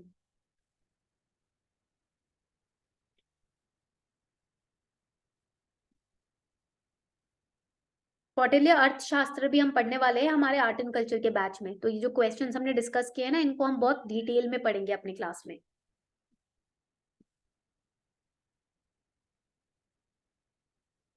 Ten seconds are left. Mostly 50% से ऊपर बच्चों ने सही मार्क किया है. 57%. चलो लीडर बोर्ड देख लेते हैं. Let's have a look. Manoj, Shegali, Pooja, very very good. Correct answer is C, only two pairs. देखो ये क्वेश्चन मैं बताती हूँ कहाँ से ले गया है. अब आपको समझ आ जाएगा कि हमको पढ़ना कैसे है. वो आप में से कितने बच्चे हिंदू पेपर पढ़ते हैं, जल्दी से बताओ. जीएस कोर्स स्टार्ट हो रहा है, अभी मैं बताती हूँ इस डिस्कशन के बाद. ठीक है, हिंदू पेपर कितने बच्चे पढ़ते हैं? आपको पता है हिंदू पेपर में सेकंड लास्ट या थर्ड लास्ट पेज में एक फेथ का कॉलम आता है पजल के साइड में. Do you know? Hindu newspaper में फेथ का कॉलम आता है near the puzzle side. Yes और नो? कितने बच्चे रोज डिलिजेंटली उस फेथ के कॉलम को पढ़ते हो? How many of you diligently, dedicatedly every day read that faith column? नहीं पढ़ते हो. ये क्वेश्चन उसी कॉलम से लिया गया है. ठीक है, this question has been asked from this column only. I've given you the link also. PDF में आपको लिंक भी मिल जाएगा. ठीक है, तो वहीं से आया है. इसलिए हिंदू न्यूज़पेपर बहुत अमेजिंग न्यूज़पेपर है. I would recommend Hindu newspaper to everyone because अब हिंदू न्यूज़पेपर में क्विज का कॉलम भी ऐड कर दिया एडिटोरियल सेक्शन में. In the editorial section editorial explainers, 2 editorial होते हैं जिनको शॉर्ट में एक्सप्लेन किया जाता है. क्विज आ जाते हैं. अगर आप इसको डिलिजेंटली फॉलो कर रहे हो, आप प्रीलिम्स में कोई रोक नहीं सकता आपको. ट्रस्ट में कोई नहीं रोक सकता, क्योंकि यूपीएससी का पिछले 6 साल के क्वेश्चन पेपर उठाओ, हिंदू न्यूज़पेपर से डायरेक्ट क्वेश्चन आ रहे हैं भाई, डायरेक्ट. और अगर मुझ पे डाउट है तो आप अपने आप PYQs उठाकर उनको पढ़ सकते हो. ठीक है, आपको पता चल जाएगा. तो देखो नाथ मुनि की जब हम बात करते हैं, व्हेन वी टॉक अबाउट नाथ मुनि, ठीक है, नाथ मुनि ही is the person who founded the Sanskrit Tamil school. इन्होंने संस्कृत तमिल स्कूल की स्थापना की थी इन तमिलनाडु. ठीक है, and it is this school is a Vaishnavite centre. तो ये आपका इस कॉलम में आ चुका है. तो मैं वही देख रही थी कि कितने बच्चे फेथ कॉलम पढ़ते हैं, क्योंकि फेथ कॉलम में about Vaishnava scholars every day there is something और द अदर. ओके, दिगनगा की जब हम बात करते हैं, Dignaga he was a Buddhist logician. Author थे, काफी उन्होंने बुक्स लिखी है. ट्रू नॉलेज, ट्रूथ, बुद्धिज्म में जो नोबल ट्रूथ की बात की गई है उसके ऊपर इन्होंने काफी रिपोर्ट्स, काफी रिसर्च किया है, काफी कुछ लिखा है. So he used to talk about how logic can be used in Buddhism. Buddhism में everything is based on logic. Sometimes there are certain rituals जिनके पीछे लॉजिक समझ नहीं आता है ना. कहते हैं फेथ भी आप किसी पे रख रहे हो तो उसमें लॉजिक नहीं होता, बिकॉज क्वेश्चंस होंगे तो फेथ नहीं है. But Dignaga is the scholar, Buddhist scholar, who used to say कि everything in Buddhism, every statement of Buddha is based on logic. आप किसी में बिना लॉजिक के बात ही नहीं कर सकते. बुद्धिज्म में बुद्धा ने हर स्टेटमेंट, हर वर्ड, अपने हर शब्द में लॉजिक लगाया है. So that is why I said 2 pairs are correct. Aryadev, he was not a Jain scholar, he was related to Buddhism. ये बुद्धिज्म से रिलेटेड थे. ठीक है, यहाँ तक पॉइंट क्लियर हुआ. एंड फेथ कॉलम से ये एग्जैक्टली कॉपी पेस्ट क्वेश्चन उठाया गया है. तो इसलिए I recommend all of you to go through the faith column. Okay, जब आपसे न्यूज़पेपर पढ़ो क्योंकि ये फेथ कॉलम आपको किसी वेबसाइट के समरी में भी नहीं मिलेगा, ये आप ही को पढ़ना पड़ेगा रोज के रोज, ठीक है। अब देखो यहाँ पर एक इंपॉर्टेंट अनाउंसमेंट है जिन बच्चों ने अभी अभी ज्वाइन किया है सेशन, कि हमारा संकल्प रिवीजन बैच स्टार्ट हो रहा है आर्ट एंड कल्चर पे 17 अप्रैल से। 16 अप्रैल को ओरिएंटेशन क्लास होगी और ये बैच ₹199 का ही है, जिसपे सिर्फ आज आपको 20% डिस्काउंट मिल रहा है इस प्राइस पे, अगर आप मेरा कोड अर्पिता10 यूज करते हो। इसका लिंक मैंने डिस्क्रिप्शन बॉक्स में दिया है। इसके लिए अनअकैडमी प्लस का सब्सक्रिप्शन लेने की जरूरत नहीं है, ये सेपरेट बैच है जो मैंने लॉन्च किया है, तो लिंक आपको ऊपर डिस्क्रिप्शन बॉक्स में मिलेगा। अगर आपको फर्दर जानकारी चाहिए इस बैच की तो आप उस लिंक पे क्लिक करके देख सकते हो, बिकॉज इसमें हम 5 दिन के अंदर इंटायर आर्ट एंड कल्चर को कंप्लीट करेंगे, including NCERT, Tamil Nadu state board book, CCERT website, last 5 years PYQs and current affairs on art and culture. Okay, तो आर्ट एंड कल्चर के इस बैच के बाद आपको कुछ और पढ़ने की जरूरत नहीं है आर्ट एंड कल्चर में, एंड हम अपनी क्लासेस को ये टाइमलाइन फॉर्मेट में पढ़ेंगे, जैसे आप पीडीएफ देख रहे हो ना, इस तरीके से इमेज यूज करके, ठीक है। तो आप इस तरीके से इस क्लास में पढ़ेंगे। तो अगर आप चाहते हैं, बिकॉज आज ही ये 20% डिस्काउंट का ऑफर है, आप इनरोल आज कर सकते हैं। Okay, now let's move forward to Ashoka की तरफ जाते हैं, ठीक है। Yes, complete art and culture इसमें कंप्लीट हो रहा है, पूरा प्रीलिम्स ओरिएंटेड है, जिसमें हम मेंस भी ऐड कर रहे हैं, क्योंकि मैं मेंस पे बहुत फोकस करती हूँ। तो मेंस की तैयारी अगर कर ली तो प्रीलिम्स अपने आप हो जाता है आपका, इसलिए कहते हैं मेंस से पढ़ाई शुरू करनी चाहिए अपनी यूपीएससी की जर्नी में। प्रीलिम्स ओरिएंटेड नहीं, मेंस ओरिएंटेड तैयारी करो, ठीक है। तो यहाँ पर अशोका जो थे, he was the one who expanded the Mauryan dynasty, and it is said कि इन्होंने काफी इंपॉर्टेंट वॉर अपनी लाइफ टाइम में लड़ा था, जिसके बाद ये कंप्लीटली चेंज हो गए, which was the war against Kalinga, which is modern day Odisha. And the bloodshed, the amount of dead bodies he saw during that war, it changed his mindset. उनको समझ आया ये मतलब फायदा क्या है, जो बेचारे इनोसेंट थे, जिनको कुछ पता भी नहीं, लड़ रहे हैं राजा के कहने में, वो भी मारे गए। तो उनकी फैमिलीज का क्या, उनकी तो कोई गलती भी नहीं थी। और किसके लिए हम लड़ रहे हैं? जमीन के लिए, एक दिन तो हमें भी मरना है, तो क्या करेंगे इस जमीन का?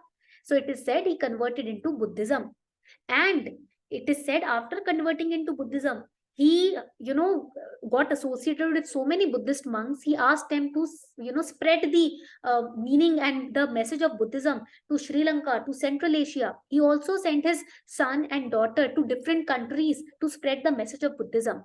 And it is also said he converted into Buddhism, and because of it art and culture changed. इसलिए art and culture medieval और ancient history से related है, इसलिए art and culture ancient, medieval, modern सबको साथ लेकर पढ़ना चाहिए आर्ट एंड कल्चर में। तो हम देखते हैं अशोका पिलर, हम देखते हैं स्तूपास, हम अपने क्लास में स्तूपास और पिलर्स जो हैं उनको भी डिटेल्ड वे में पढ़ने वाले हैं through images and mind maps. हमारी पूरा बैच जो रहेगा आर्ट एंड कल्चर का, वो माइंड मैप ओरिएंटेड ही रहेगा, कुछ भी पीडीएफ पैराग्राफ ओरिएंटेड नहीं होगा।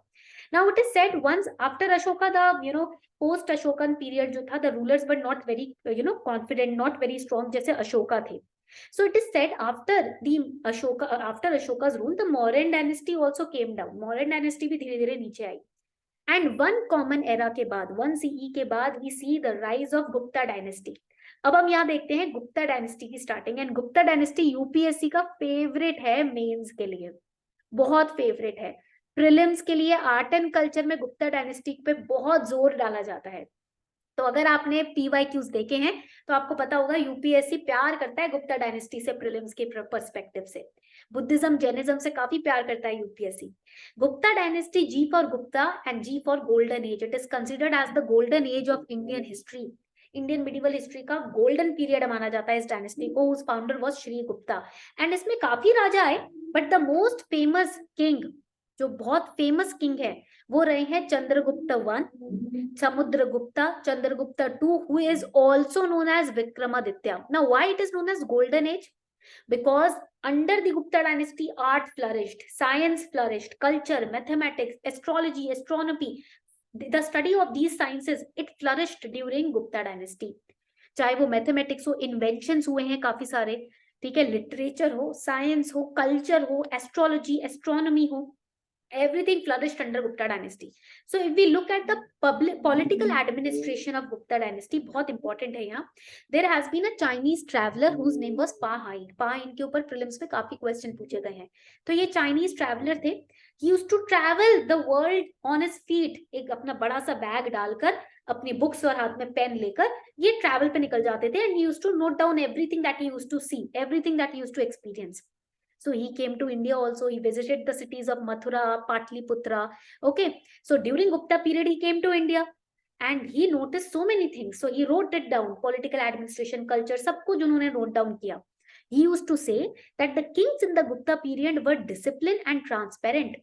तो this is how you have to be in your bureaucratic journey. एक बार आप जब यूपीएससी क्लियर करोगे, गुप्ता डायनेस्टी से पब्लिक एडमिनिस्ट्रेशन में काफी चीजें सीख सकते हो. How to maintain discipline, how to become transparent. Transparent means neutral to everyone. ये नहीं अमीर इंसान आया उसका तो आपने काम कर दिया, बेचारा गरीब खेती बाड़ी करने वाला फार्मर आया उसको लटका रहे हो. नहीं, ठीक है. जस्ट बिकॉज सामने वाला ज्यादा एजुकेटेड नहीं है तो उसको आप कह रहे हो कल आना परसों आना, और एक एजुकेटेड बंदा आ गया तो इंप्रेस होकर उसका काम अभी कर रहे हो. ऐसा भी नहीं करना, ठीक है. You have to maintain transparency, equal treatment, neutral रहना है अपने ब्यूरोक्रेटिक प्रोसेस में. Criminal law was however mild. इन्होंने नोट डाउन किया ये बात, because he was looted on the way. काफी रास्तों में उनको उनके साथ डकैती वगैरह भी हुई है. तो इनको काफी लोगों ने पैसा वैसा सोना चुरा कर भाग गए. तो ही यूज्ड टू से क्रिमिनल लॉ थोड़ा माइल्ड था. Capital punishment was unheard. मतलब ऐसे सरेआम फांसी दे देना, मार देना, एग्जीक्यूट करना ये नहीं था.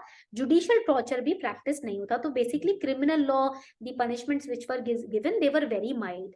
Okay, and it is said कि लार्ज किंगडम्स इन गुप्ता किंगडम, लार्ज इस गुप्ता डायनेस्टी में जो बड़े बड़े राज्य होते थे, they were divided into smaller pradesha. Why? Tell me why. What will this division help in? क्या होगा इस डिवीजन से, जल्दी से बताओ. बड़े बड़े राज्यों को गुप्ता एम्पायर के अंदर छोटे छोटे स्मॉल प्रदेशास में, प्रोविंसेस में डिवाइड कर दिया. व्हाई? For better administration. बढ़िया तरीके से एडमिनिस्ट्रेट हो जाए हर चीज, इसीलिए. Okay, so they were divided into small प्रदेशा. प्रदेशा means provinces. And administrative heads were appointed. In today's time administrative head is, आज के टाइम पे कौन एडमिनिस्ट्रेटर होता है, जल्दी से बताओ. Indian administrative services, IAS. ठीक है, जिसके लिए तैयारी कर रहे हो आप लोग. तो you are going to manage things on behalf of government. You are going to manage districts. आपके ऊपर बहुत बड़ी जिम्मेदारी आने वाली है.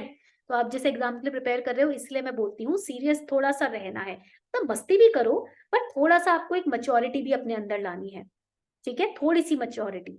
अभिषेक, I am head of administration. You are not head of administration, वो तो PM होगा.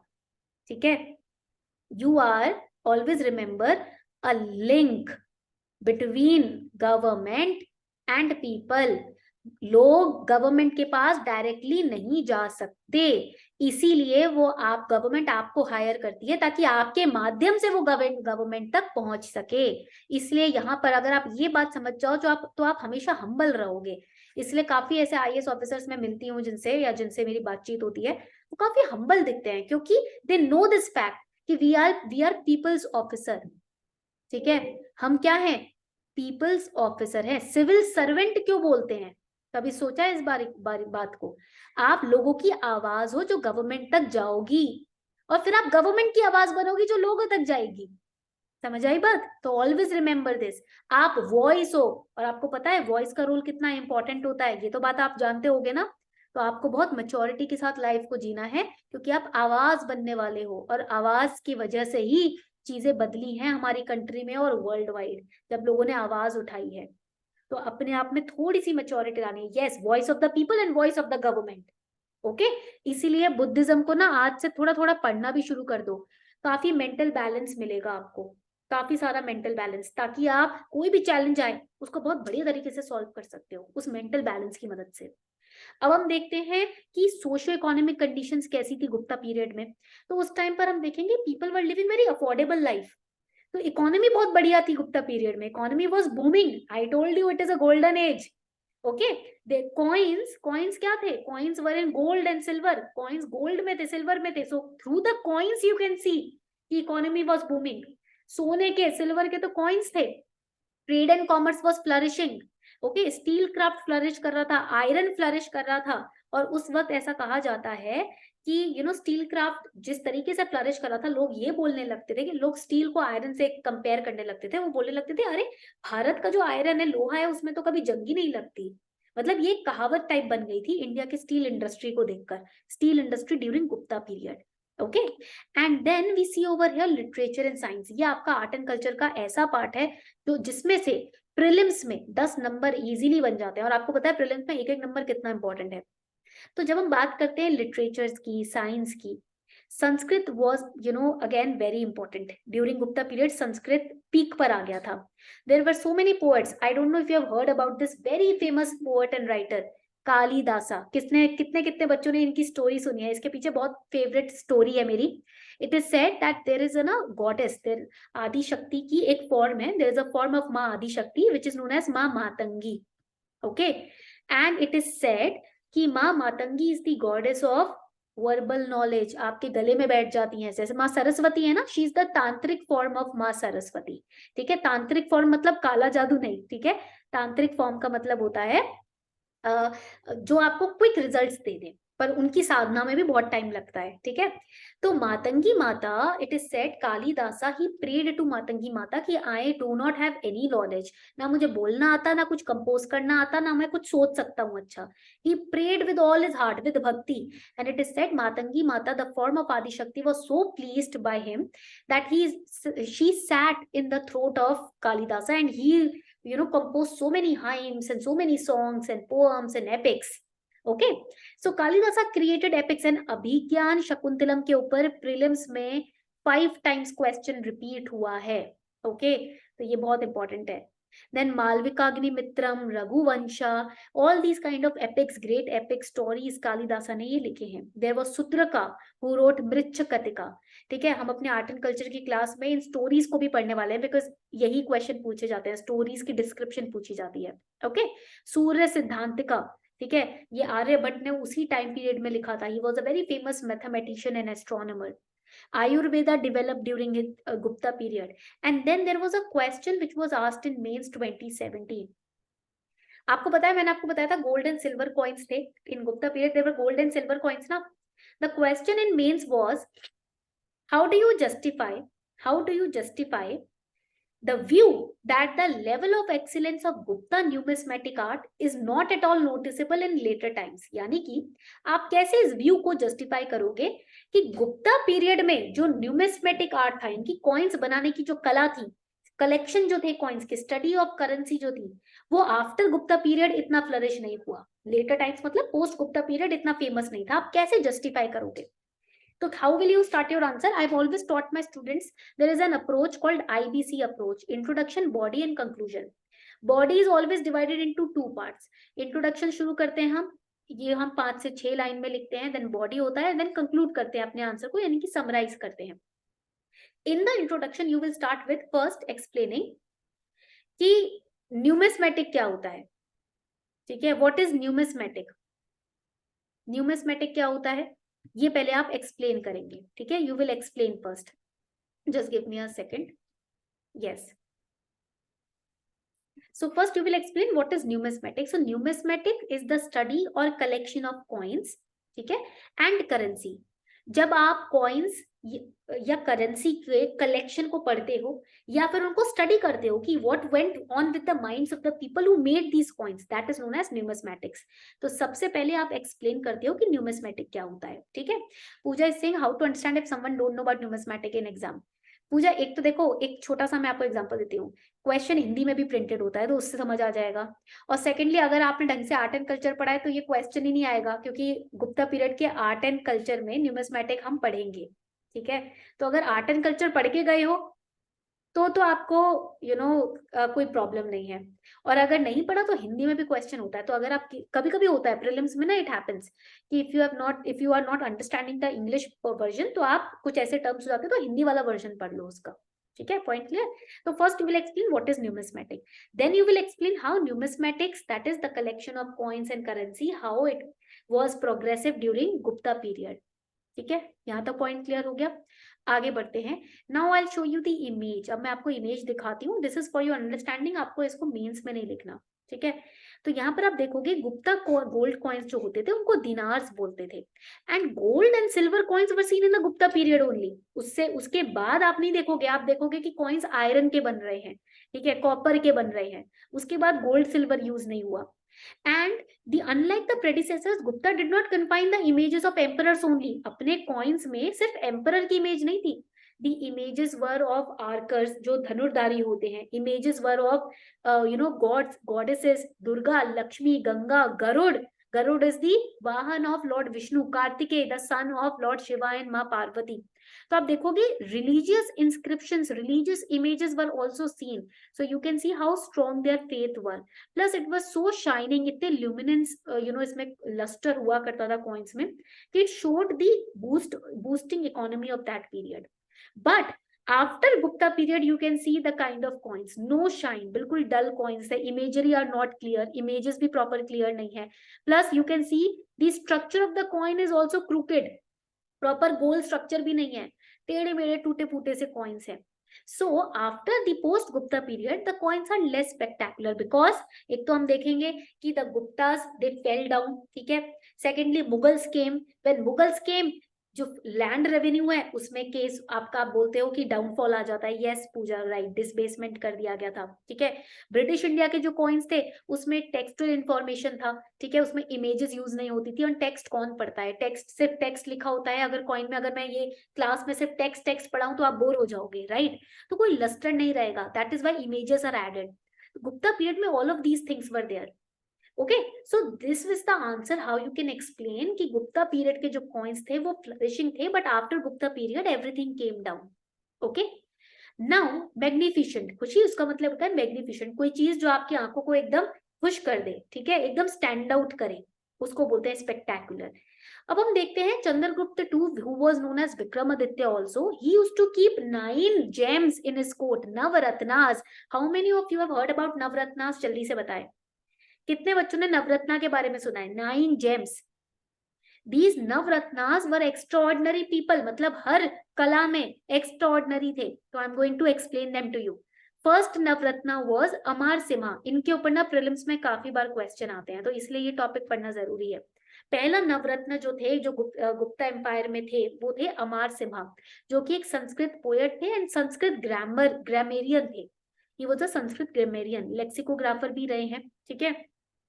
एंड लेक्सिकोग्राफर मतलब वोकैबुलरी से रिलेटेड जो बुक्स वगैरह लिखते हैं, मैपिंग वगैरह जो करते हैं, ठीक है.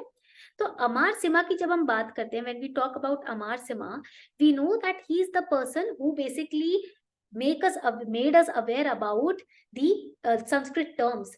जितने भी संस्कृत टर्म्स है, देखो वैदिक सिविलाइजेशन के बाद वी सी कि everything was coming down, people did not understand Sanskrit, Brahmins were misusing people by misinterpreting Sanskrit terms. So Amar Simha compiled Sanskrit in the most easiest manner so that a common person can also understand Sanskrit. Then we have Dhanvantri. He was a physician. Dhanvantri was a physician, medical expert.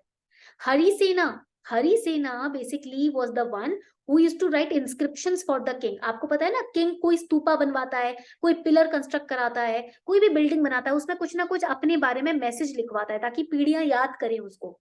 तो हरिसेना वही इंसान था, ठीक है. तो जितने भी कहीं भी कोई बिल्डिंग बन रही है, पिलर बन रहा है, कोई मंदिर बन रहा है, तो उसमें इंस्क्रिप्शन लिखवाने का काम हरिसेना का रहा करता था. Okay, and Kalidasa, I told you Kalidasa was a genius immortal poet. आज तक उनकी पोएट्स और एपिक्स को पढ़ा जाता है. Then we have Kshapanaka, who was an astrologer. Kshapanaka के बारे में ज्यादा डिटेल्स अवेलेबल नहीं है, but it is said that he is the one who simplified the study of astrology. वरना astrology was beyond human convention. Okay, point clear हो गया यहाँ पर.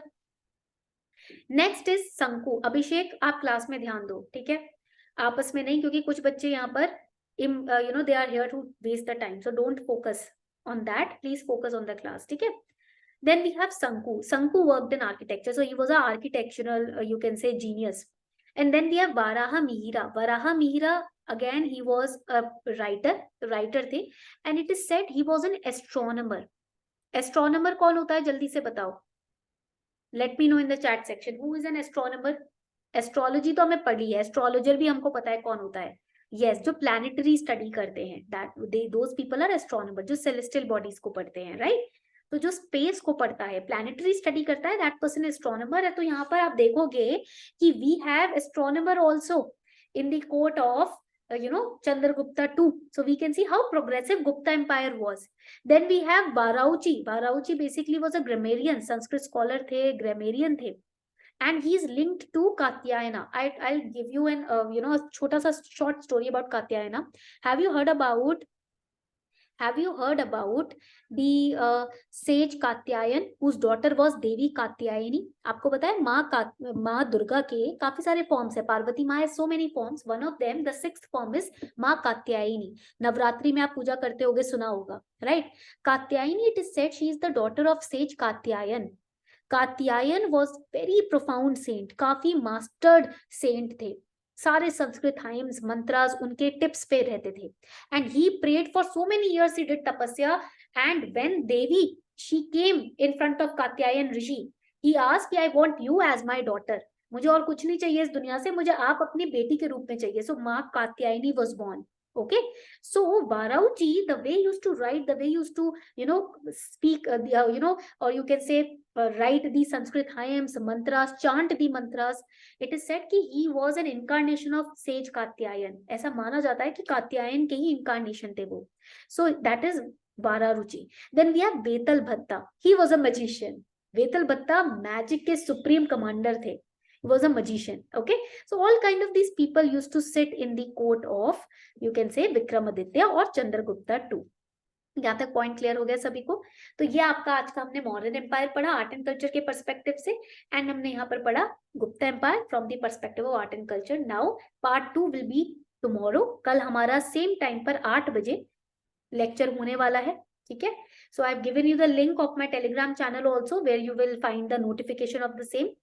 एंड यू ऑल नो कि today is the last date. आज हमारा last date है to get 20% discount on our art and culture Sankalp batch, जो 199 रुपीज का ही है, यूजिंग दिस कोड अर्पिता10. I have given you the link on the top most part of chat section. आप उसमें जाकर इनरोल कर सकते हैं.